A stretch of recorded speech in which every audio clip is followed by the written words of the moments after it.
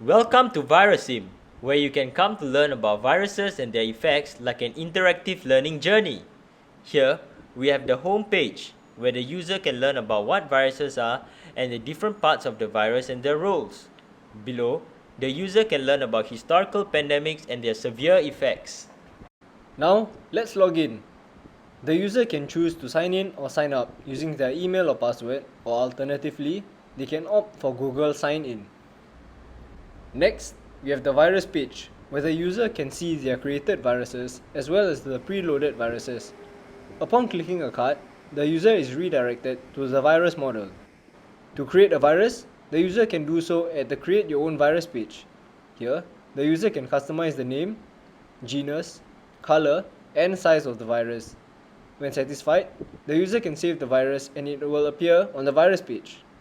On the virus reproduction page, the user can watch a video on how the virus reproduces once it enters the human body. Finally, on the map page, the user can see a live updated map of COVID-19 infection and deaths, as well as the effects of other pandemics like cholera, Black Plague, and Spanish flu around the File world. management system that we decided to use. The public folder contains all of the images, videos, and background used in the website. The source folder is broken down into the interactive scene, which allows the user to interact with the virus. The code used for our Firebase database and components which contain all of the fragments of abstracted codes are used. These abstracted codes are the map template used to display the virus data on a world map, custom button which we created based on what we feel is the best way to design a button, an animated loading bar to show how long more before the scene is rendered, and a color picker in the Create Your Virus. The parallax effect is basically the cool effect of the background images moving at a different speed from the scroll speed in the home page. And of course, we abstracted out all of the cards used to select different virus models, the fonts used, and the hamburger menu. So move on to user testing. We shall break down user testing into three small parts, and we shall begin with the unit testing. The unit testing for the custom button is done this way as seen on the screen. The essence of this code is that we ensured that the onClick function was working using the console log spy to log button pressed when the button was clicked. This will not be actually displayed anywhere in the website, but instead we had to use Google Developer Tools. We did this by inspecting element and the output will be shown, where my mouse is hovering here. We added us in unit testing. I shall briefly explain what this code does. When the user clicks on one of the virus model cards, custom data will be sent to the app class, as seen here in this tag.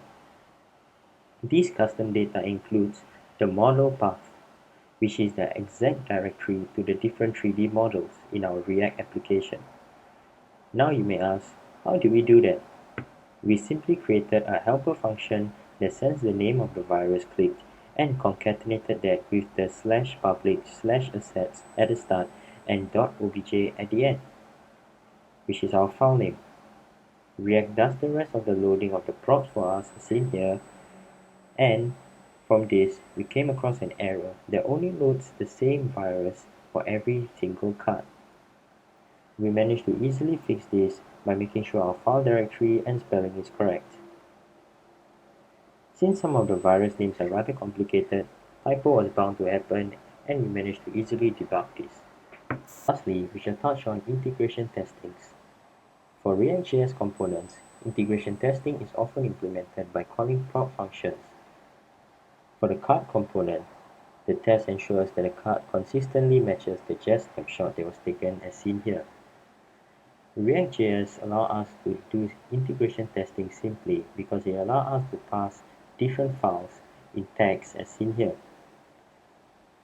What this code is basically doing is that it basically routes the user to a different page, and this page is stored in this cards function and is in this tag.